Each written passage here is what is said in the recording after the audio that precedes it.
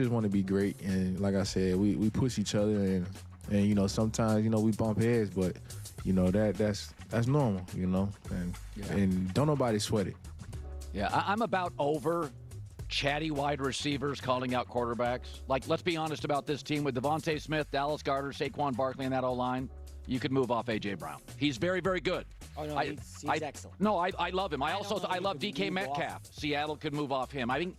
Well, wait, Seattle hasn't won anything with Metcalf. This guy is instrumental to winning. He's very, very good player, but I think wide receiver is Buffalo proved it. I mean, Kansas City proved it.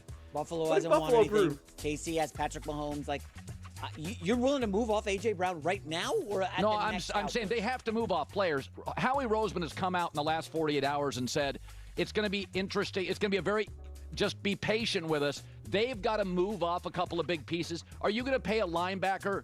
Are you going to pay that linebacker big money? No, you can find a linebacker. You can't find an A.J. Brown. No, but I can find 80% of A.J. Brown. I'm They're over. so well built because Devonta Smith is amazing against zones. And if you go, man, nobody can guard A.J. Brown. You saw him cook McDuffie in the Super Bowl. Like, I don't want to say unguardable, but he's definitely a top 5 receiver. I'm not doubting that, but I will tell you, is December and January, deep threats do not have the impact that they do early. This Philadelphia team's soul is that offensive line, that quarterback, and that running back. So if Saquon Barkley, who's like all class, would never call out a quarterback, ever under any circumstances. If he did, I'd swallow hard and deal with it. I'm not this. If I don't want to hear this stuff, I would call him in right now and say, "You're not talking about the quarterback publicly, or we're going to move you to Jacksonville." But before you say that, I think you should go to Mike Vrabel and be like, "Hey, how was life before and after A.J. Brown in Tennessee? How'd that work out?" Because apparently all the reports say Vrabel was crestfallen. Yeah, but Tennessee didn't have anybody else. They've always been receiver light. Well, they had Derrick Henry and Tannehill.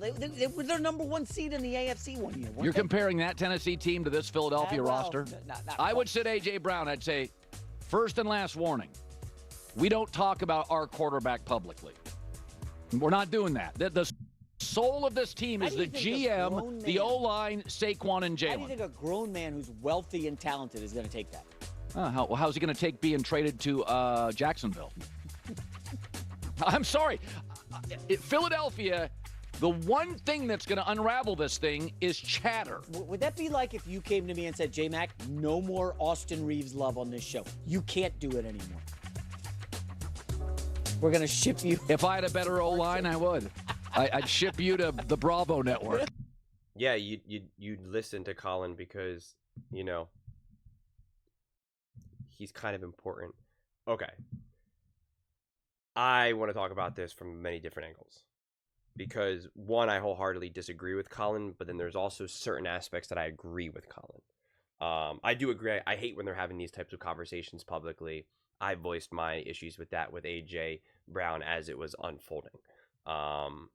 Because I do agree. I am definitely very much like, stop the chatter, stop talking about this, don't do it publicly. Just don't, you know? It's kind of absurd. And so I do wholeheartedly agree with that. And this whole idea of like, oh, well, how are you supposed to talk to a grown man, blah, blah. It's called business, man. Like, it's called business. And it's called being part of a team. Team, right? There's no I in team, you know? It's we. You know, all of that stuff is real. And so I also don't have patience for that at all. Truly at all. I'm definitely hard-nosed when it comes to that type of thing. That's just how I am personally. But now that Colin is acting, though, that A.J. Brown doesn't contribute to this team and this, that, and the third, when Colin earlier in the season said, oh, the Philadelphia Eagles, the whole offense runs through A.J. Brown, that when A.J. Brown is on the field, the Eagles are, 20-2, and when he's off the field, they're 10-11, whatever the exact breakdown was ever since A.J. Brown got there. And I'm the one that poked holes in that argument, saying, well, and, I don't remember exactly what I said, and so and I'm watching this in real time, and I'm not going to go and try to find that video, but it was probably sometime in like September or October, most likely. It was when A.J. Brown was injured, when he first went down. So probably like week 2 onward, probably between like week 2 and 4 or 5 or something like that. And now he's saying that this team runs through the quarterback and the O-line and this, that, and it's like, he literally said that like Jalen Hurts was the liability for this team, and oh gosh, like, and I'm all for changing my mind. I'm all for it. I truly, truly am. But this is why it's so important to have more grounded takes, because then when you change your mind, it's like if you change your mind, you're kind of going in this direction. You're like, I got to change my mind a little bit. Now I'm just going in this direction. But if you give such bold, extreme statements that were probably a little too extreme in the first place, when you change your mind, now you're like twisting your head around, man. And it's just like, no. And now you're twisting it too far. It's like you keep twisting, you're going to snap your neck. You snap your neck, you're no longer, upright. So like, we got to chill here. Now, to be fair, there's like some truth to what Colin is saying, where like, right, if you're smart, you draft another wide receiver, etc., like you move on, like all of those things can be true, right? Like that's totally understandable. But again, did I say like the Buffalo Bills did it? Like, what did the Buffalo Bills do? What did the Buffalo Bills do? They proved to not be good enough, okay? They proved to not be good enough. And what did the Kansas City Chiefs do? Like, what are we saying? Okay, they moved on from Tyreek Hill. They had Travis Kelce and Andy Reid and Patrick Mahomes and an elite defense. Well, they didn't have an elite defense. They did in the playoffs. They still stepped up in the playoffs, especially situationally. And again, they had Travis Kelce, who's known to be the greatest playoff performer of all time, with Andy Reid. So just stop. What are we doing? And they took advantage of the ineptitudes of the Baltimore Ravens, of the Buffalo Bills, of the Cincinnati Bengals. And going up against a quarterback, Brock Purdy, who we say is not good, who Colin says is not good. He's bad. He's bad, So, oh my goodness. Well, they beat the Eagles in the Super Bowl, and they didn't have this or that, and it's like, okay.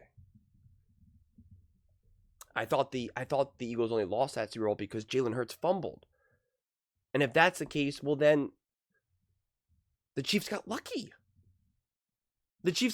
Then. But yet the way how this team was constructed, what single thing can you say about the Philadelphia Eagles getting lucky? Did they get lucky against the Packers? No. Did they get lucky against the Rams? No.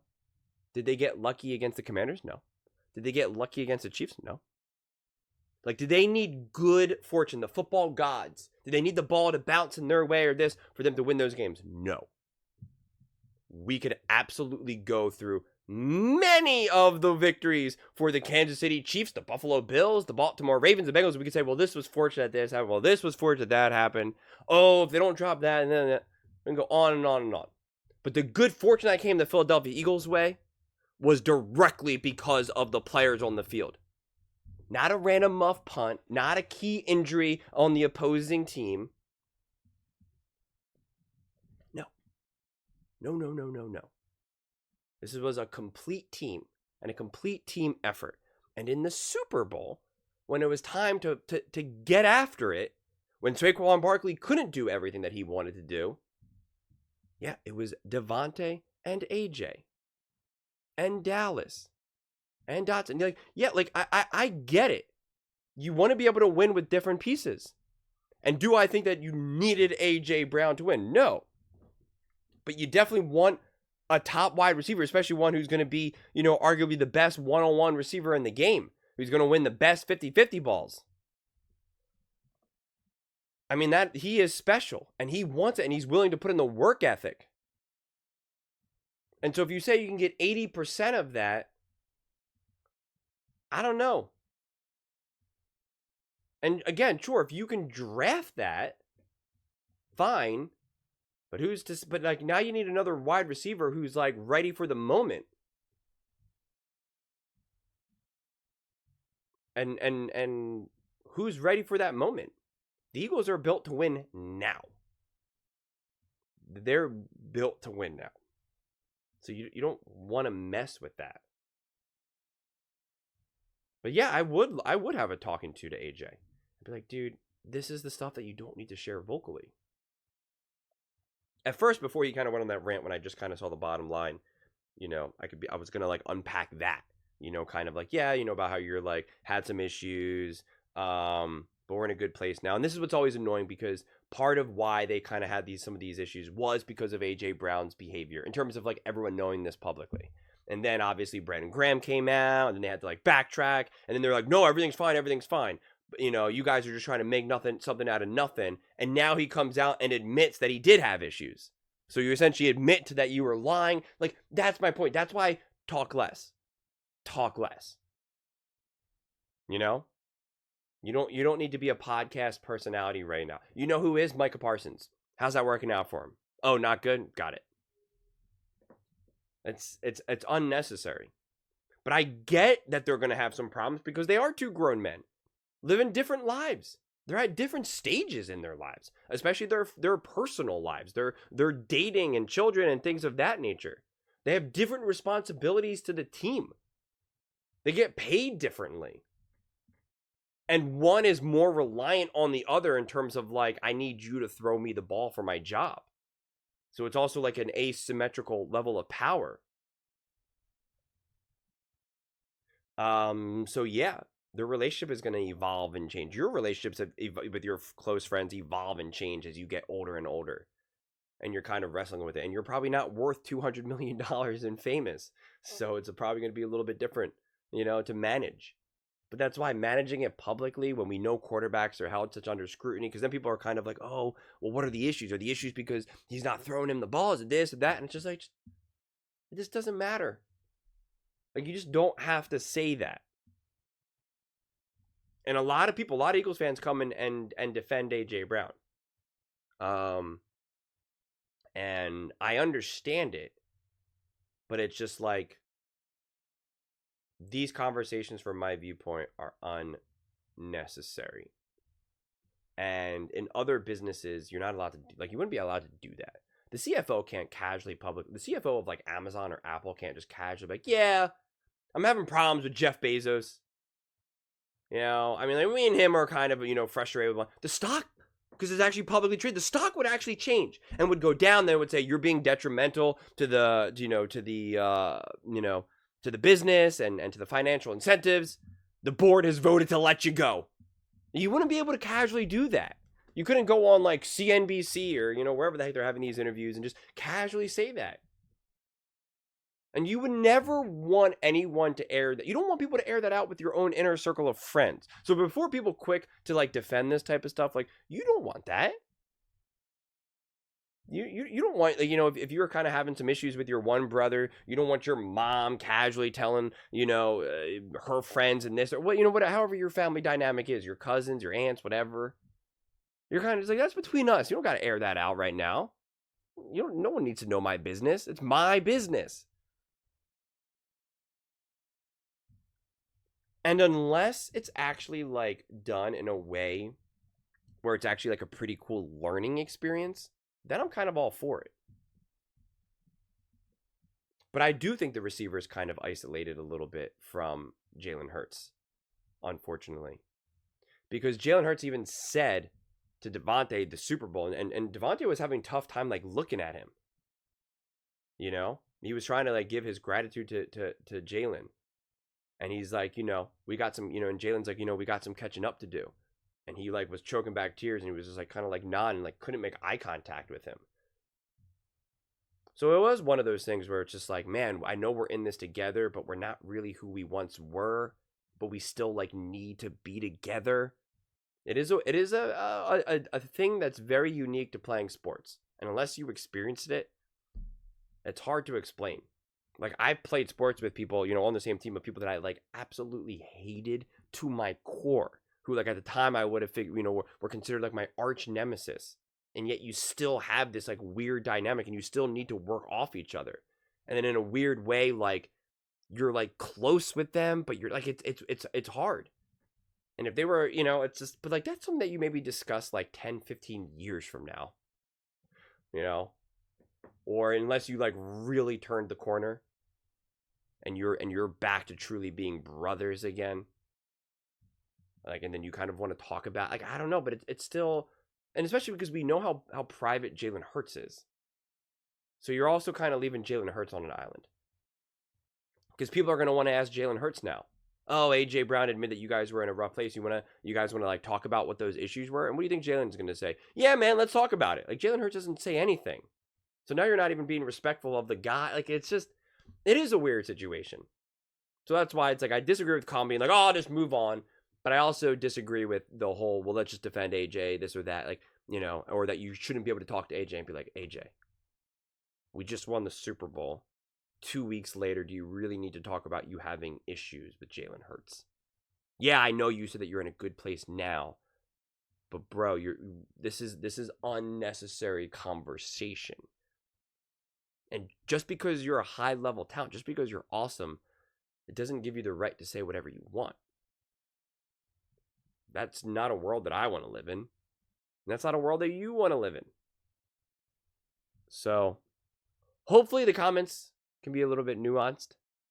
You know, I always love to get lost in the nuanced nonsense of this, especially since it's the off season. I've noticed that conversations about someone like an AJ Brown can be quite contentious, I'll say. You know, any of the other previous AJ Brown videos, you definitely can get some extreme takes. You definitely get people that say move on from him, he's done, and you have other people that are like, AJ Brown's not doing anything wrong, this, that, and the third. Like it's, you know, people will defend him like he's their brother. So I don't know. I'm curious to see how this one lands, but the whole like, oh, I'll just move on from AJ Brown, get rid of him, send him to Tennessee, right? Because then many players are gonna love, right? Because the other players in the locker room are gonna love that, right? And they're not gonna lose any type of respect for ownership, for Howie Roseman, and that wouldn't affect the culture. Like, oh, come on,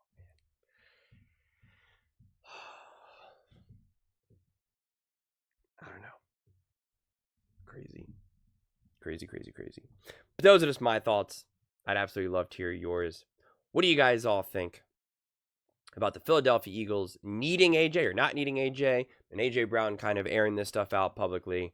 Let me know in the comments below. I read every single comment, so whether you agree with me or disagree with me, either way, let's get in some discussions, let's get in some fights, but ultimately, let's just have some fun.